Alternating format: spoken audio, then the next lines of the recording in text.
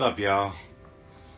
So, quite a few people have asked me to do What If Deku was the only boy with a quirk, and I thought about how to twist that. I came up with two possible ways to do so, but they both involve magic. I'm gonna go with the happier one first, if you don't mind. So, I may very well bring out the darker one later, but right now let's focus on this one. Deku is deemed quirkless like usual and gets down on his luck like usual. But unlike usual, Inko doesn't feel an ounce of remorse for Izuku. I'm not saying that she's a bad mother, she's just doesn't feel bad. Fade to about a year later, Deku was just chilling after school, reading up on heroes. That's when he heard a voice. "Wake up, boy. We've got work to do. Find me and get to work." The voice that called to him seemed familiar. The fact that he was hearing it seemed right. The voice directed him towards a chest in his mother's office. Now, Inko always told him never to go into her office, and made a point to lock the door. Izuku knew his mom had locked the door, but for some reason, as if destiny wanted him to enter, the door was unlocked. Izuku entered the room and stood in front of the one thing he knew he shouldn't open. But once again, it felt like whatever his mother was hiding within that chest was rightfully his. The chest does one of those heartbeat looking effects. You know the one. And Deku opens it. Within it, he finds a belt with a handprint on it and some rings. Izuku grabs the belt, but before he grabs the rings, Inko appears before him as if magic. That's when memories hit him. Okay, was it as if it was magic? It was magic. And Izuku was oh so mad. Izuku stopped for a second. Your memories came back to you when you touched the belt, and I know you're angry, but I just wanted to give you a chance that your father never had. A chance to choose your fate. Once you put that belt and ring back on, you will have sealed your fate as wizard, and we must return home. It is your choice to do that, but if you do, it would be as if we were never even here. If you choose this, I shall support you wholeheartedly, but you must know that this path is a hard one. Izuku hesitated for a moment, but put the belt and ring on. Inko took a deep breath as the spell was cast, and they appeared in their true home, Castle Magus. It was in Japan at the moment, but it was a different Japan. That's why Deku was quirkless. He was a little angry at his mom at first, but clarity struck him. He knew that she was trying to protect him from the harsh trials and tribulations he would have to go through as wizard. Like his mother said, he made his choice, and there was no going back.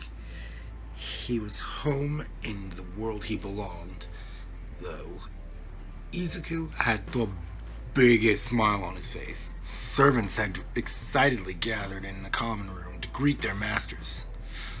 "Welcome home, young Master Izuku and Lady Inko. We shall prepare a feast at once." Soma declared, "Yes, that's Soma," and his wife, Erina. Izuku sits at the table next to his mom. "For the record, Mom, I was miserable there." With his piece said, Izuku reads a book while waiting on the food. The servants opted to watch them as they ate, the Yukihiras included, but Izuku was having none of that. "You lot have waited years for our return. You may be seated and eat once the first bite is had. With that, Deku took a bite. It was delicious. Why in the world didn't his mom bring the Yukihiras with them in the first place? This food was incredible. Deku had small talk with the servants, mostly Arena, on current events and the comings and goings of, well, the people of this world, the world he belonged. Now, looking back, Inko felt silly for trying to fight destiny on this one. His very soul called him into action. She'd have to contact a few knights to train him, either that or do it herself. I mean, she was no slouch. I mean, back in the day, she was a pretty powerful magic knight. She wasn't quite on Izuku's father's level, but she was pretty darn close. Stayed to a marsh in the distance to see a man clad in white armor. Good. He has returned. Wise man shall not have his way this day. The boy shall usher in a new hope when disaster strikes. For those of you who know of Kamen Rider Wizard, yes, I am straying far from its canon a bit. This is mostly an LWA story with the addition of a few extra characters. But yeah, we're going that route. So forgive me if I step a little left field, Kamen Rider Wizard fans. And yes, Izuku's father was the one, the only, Haruto-sama. But he be dead, like I said earlier. The White Mage considered going in and talking to the Midori family, but that could wait for another day. He granted Inko's wish, and the boy still made the choice he knew he would. It helps that they had landed in a world where Izuku would feel absolutely out of place. He may have hoped his grandson would pick this path, but he couldn't very well force it. Free will and all that jazz. Connect now. Understand? Before he could walk into the portal, he was greeted by a slap from his daughter. You weighed the spell to send us someplace he couldn't belong. I know you would be lonely without Mother, but why? You've doomed Izuku. Not even a second after she said her piece, a red bird-like creature was seen flying behind her. It's not polite to eavesdrop, Izuku. Inko scolded Garuda in the place of her son since he could hear through it. Izuku's voice could be heard from it, and he said, "Sorry, Mommy." And Garuda perched itself on Inko's shoulder. It couldn't be seen due to the helmet, but Shiroi Maho Tsukai, the White Mage, it's not very clever, but let's let that be his name, was smiling. Izuku had enough mana control that he could summon Garuda in an area that had no Mage's Stone whatsoever, albeit the rings that even the servants used were focal rings, a long-forgotten method of magic that was now exclusive to, well, for the most part, people of the Magus clan, and various others, to which you'll find out in a moment. Well, yeah, you'll find out in a minute. And just to be clear, he wasn't impressed by that. He was impressed that he could do it at his age. Dude's like barely 7, if that at all. That to be able to do that at that age is kind of impressive. Now, since I'm doing a two-way character import here, I figured I'd add a bit of a twist so I can bring Wizard in properly to LWA.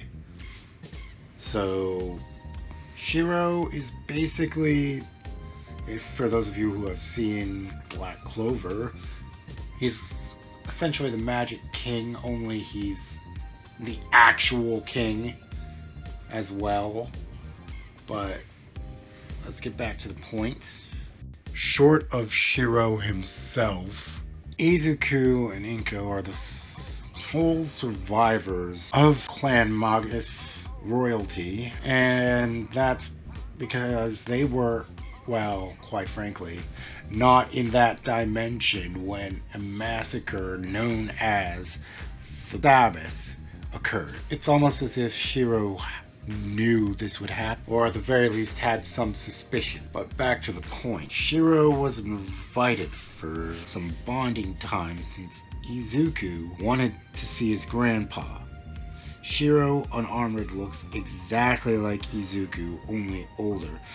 Dude looks to be in his late 30s, early 40s. Not a big stretch since he's his mother's father. The day went by uneventfully after that. Inko wanted Deku to go to the most prestigious school. Said school that she landed on landed them in Europe. It's a good thing the castle is magic and can be sent to any vacant space. There were even some times when they had it placed in the sky. As Deku was about to leave for his first day of school, "Honey, don't forget your necklace." Deku put on his necklace, and his ears got smaller. That's right, he's an elf. I've only watched the TV series on Netflix and not the movies, something to which I plan to rectify since I'm doing this, but I figured if dragon spirits and other types of fae are a thing, why not elves? Izuku is a high elf, by the way, so disguising his ears kinda hit him hard. Wondering why he has to do that? Remember the Sabbath? It targeted elves, not humans in this. They don't know why at the moment, but for some reason, elf kind was hit. To be more specific, most of the Magus royal family. Well, not most. All but Shiro, Inko, and, well, Izuku, the heir apparent. But back to the whole Sabbath thing. They don't exactly know who is responsible for it. All they have to go by is a title of wise man and that he's human. The ear hiding was actually Shiro's idea, and it was a good one. Everyone in the castle are of the elven race or a derivative of it. There were even quite a few dark elves amongst the servants. Note, I said dark elf, not drow. Now, one of which of these specific dark elves was, well, Izuku's personal attendant, who we're going to call Silva. Silva was allowed to go to school as well since she's about the same age as Deku. I'll say it now. Elves reach physical maturity at the same age as humans, but usually, mentally speaking, adulthood doesn't come for them until they're roughly 100. However, Deku and Silva are going to be special cases due to their time in the MHA world. As far as a basis, I'm going off of sort of fusion of D&D 5e and Tolkien, so as old as they can be, we're gonna go with, let's see, gonna go with a couple thousand years old, and yeah, I think that'll work. And to give you an idea of how old Shiro is, he's about maybe 800 years old. So he's like not quite mid considering how old they can be. But keep in mind, elves stop aging after a specific point. He's not going to look any older than he is for now, but back to my point. School was fun for Deku. He even made a friend. Her name was Diana. Within a year, the two became nigh inseparable, much to Silva's chagrin.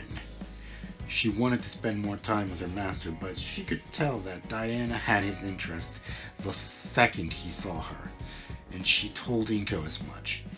Inko would make a point to reach out to Diana's mother about their children at a later date. Now, a few months later, for her birthday, Diana invited Izuku, and technically Silva, since, well, bodyguard and attendant, over for dinner. When Izuku asked if his mother could attend, he was told yes. Now keep in mind, this is a birthday celebration, but it's a celebration for close-knit family, so it's usually just gonna be the Cavendishes, but with the exception of Izuku, Inko, and Silva. They arrive about 10 minutes early, present in tow.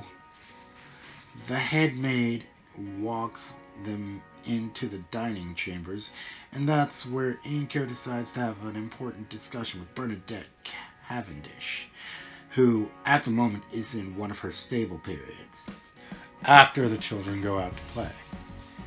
Diana's cousins are there as well, since, well, it's Diana's birthday celebration. Why wouldn't they be there? And they're playing with Izuku and Diana. Let me get this straight. You're proposing a betrothal of our children. Bernadette asks Inko, who wholeheartedly says yes. Bernadette was not quite sold on the idea, however. That changed when Inko showed her a photo of the two lovingly holding hands and nestling while sleeping. I will admit that they are a cute couple, but what in the world could you stand to gain by marrying into my family? Inko answers with nothing short of her son's happiness. With that, she revealed that this was, at least in part, her son's idea. I'll be frank, Bernadette. Your family is on a bad decline, and marrying into mine shall aid in adding prestige into your family. Bernadette wasn't buying it. She knew the Midoriya family was well off, but they couldn't possibly be that well off.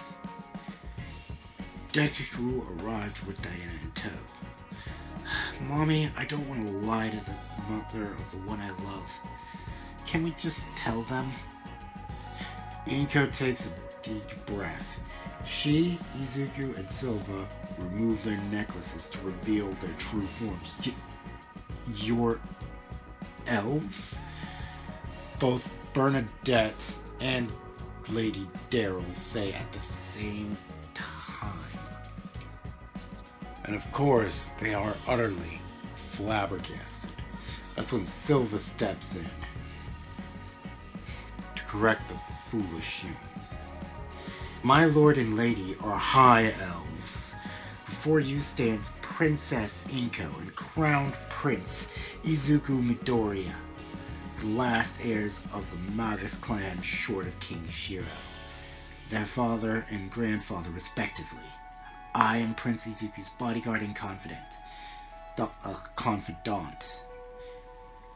and a dark elf, obviously. The adults of the Cavendish family were speechless once again, but Diana knew exactly what to say. The girls were all going gaga over Izuku, however. Wow, Zuzu. You're even cuter now. Silva and Miss Inko, too. That made the elves smile. Even Silva.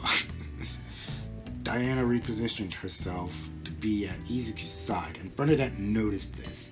She also noticed her daughter's sigh when she held his hand. Diana, do you truly wish to do this? Diana answered by nestling her head on Izuku's arm. They went about arranging for the two to marry around their 16th birthdays, respectively. Now, Diana's birthday is on Walpurgis Night, or close to it. So that's in April.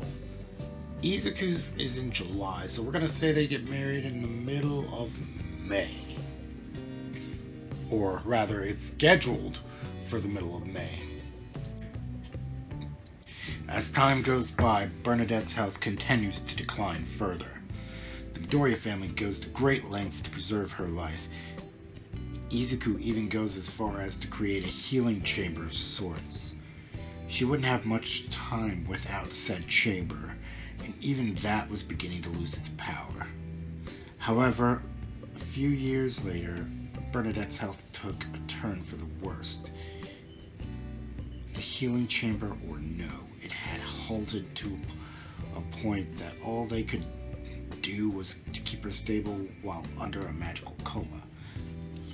And Diana moved the date down so her mother could bear witness to her wedding. Please forgive me, I couldn't find a picture of Diana in a wedding dress without Akko in it, and that would kind of ruin the feel here. For continuity's sake, we'll just say that blue is the elven color of purity. Today was the day she'd marry Izuku at Alfheim and to be presented to the elven people. It was a rare honor for humans to enter Alfheim. Yeah, we're going Old Norse with it. I figured that would work. Today was the day she'd marry Izuku at Alfheim and be presented to the elven people. It was a rare honor for humans to enter Alfheim, and the Cavendish family knew that and carried themselves with dignity. She was nervous as hell. Butterflies in the stomach, jitters, you know how it is. Luckily for her, her aunt and Inko were by her side to calm her down a bit. You needn't worry, dear. Your mother shall see this day. Say what you will about the Canon Lady Daryl, but being a mother herself, she would know the importance of Bernadette being there to witness her daughter's, wedding. She may not be one for tradition, but her sister is essentially on her deathbed and her niece is being married today. This is meant to be the happiest day in Diana's life. And Daryl would make sure that it was, come hell or high water. The Midoriya family had spared no expense at prolonging Bernadette's life, like I said, but even with the chamber, she had days at most. Izuku and Silva had already made their walk and now awaited Diana, Daryl, and Inko. However, Diana's march was interrupted by Bernadette having a coughing fit. Izuku had been given his gift for Diana that he wanted to give her after the ceremony, but it had to be done right now. I mean, like right there. Well, you get the point. Silva, the vial. Silva handed Izuku a vial of liquid, and he put it in his mouth and forced it down Bernadette's throat. She started coughing a bit more, and then it stopped. What did you just make my sister drink, Izuku?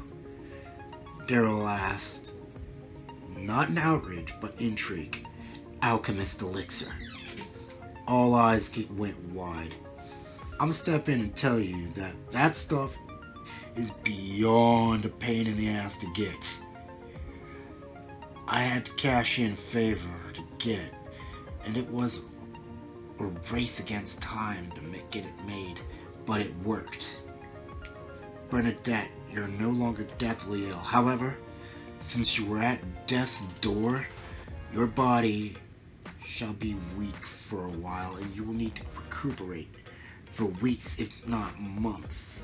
Izuku is kissed by Diana, and Shiro, who is doing the honors, just pronounces them man and wife then and there. However, he's not quite done with his new granddaughter. This, my dear, is a polymorph potion. Consume it and become one of our ilk. I don't want to see him go through the pain of losing you. You humans go so quickly. She grabbed the vial and said vows that she had prepared for, well, the wedding, and drank it without hesitation. The potion worked too well, though. Through an odd twist of fate, Diana was now a high elf. Excuse the pun, since Alfheim is a realm literally swimming with magic, but that night for them was magical.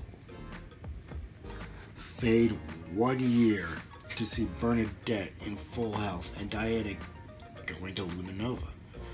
Her husband was busy facing untold danger, but such is the fate of Wizard. I know that the death of Bernadette was a key part of her character, but Diana is going to be facing a lot of issues as Izuku's wife, and will be way too busy to run the Cavendish household. Considering the heavy weight I've placed on her shoulders as essentially the next queen of the elven people, I think this is a fair trade. Izuku would be entering Luna Nova a month later, but that's for next time.